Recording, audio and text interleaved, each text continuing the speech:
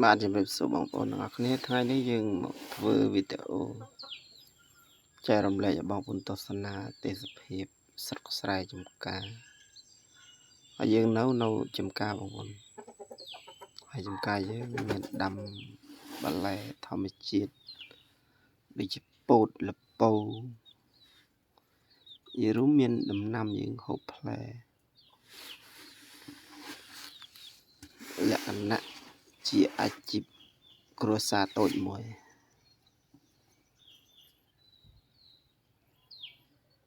ថ្ងៃនេះយើងកន្លែងរោងរបស់យើងកដុងហ្នឹងមិនមែនកដុងប្រេងទេបងប្អូនជាកដុងផលិតជីធម្មជាតិផលិតពីផ្លែលពៅផ្លែលហុងយើងនេះជាប្រភេទដូងនេះគឺដើមបើ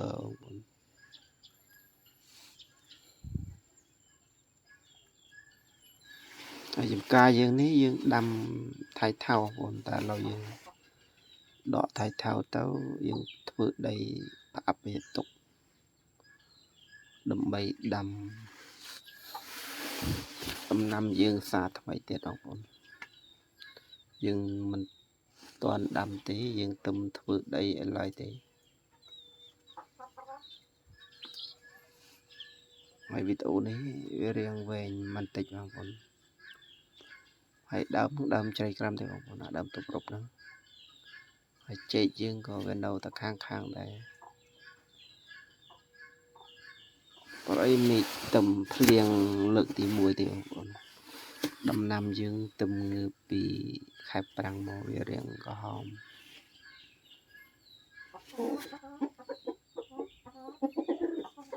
ហើយយើងក៏មានដាក់មាន់ដាក់ទាឲ្យយើងដែរឥឡូវនេះខ្ញុំចុះទៅក្រោមបងប្អូនចុះទៅមើលចំការពោតរបស់យើងហើយបងប្អូនព្យាយាមមើលបន្តិចទៅខ្ញុំដើររៀងចុះឲ្យរៀងវិលមុខហើយយើងនៅក្នុងលើរោងយើងវាលើគ្រឹះបងប្អូន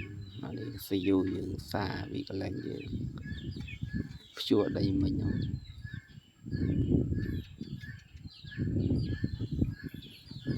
ហើយយើងចុះមកដល់ក្រោមហើយ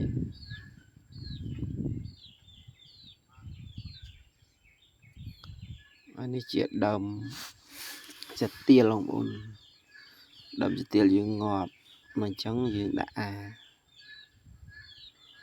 ហើយយើងហៅក៏បានហើយជ្រៀកក៏បានបងប្អូន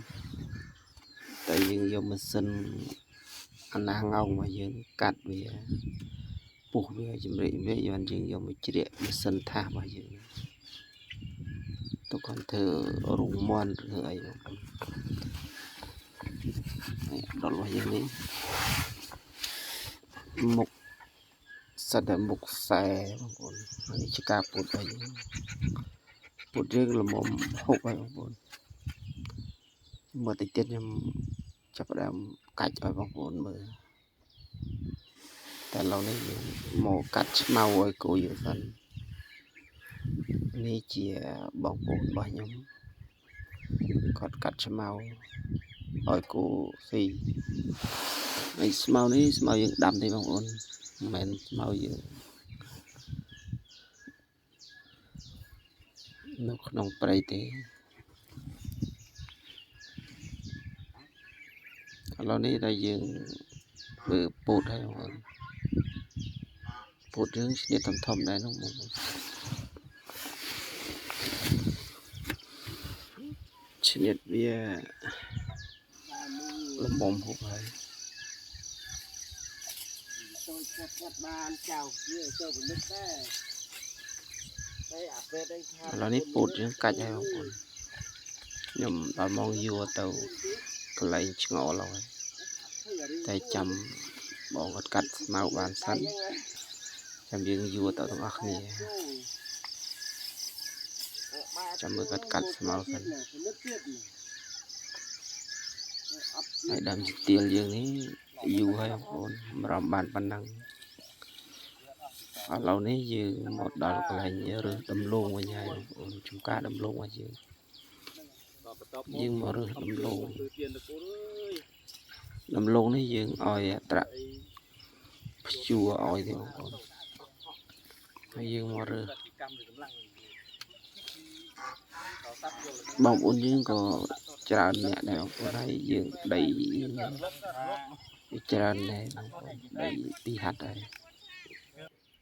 ដំឡូងយើងបានខ្ទង់ជា3តោនបងប្អូនហើយវីដេអូយើងក៏ដល់ចុងបញ្ចប់ដែរបងប្អូនសូមជម្រាបលាជួបគ្នានៅវីដេអូក្រោយទៀតអរគុណបងប្អូនសប្បាយទាំងអស់គ្នា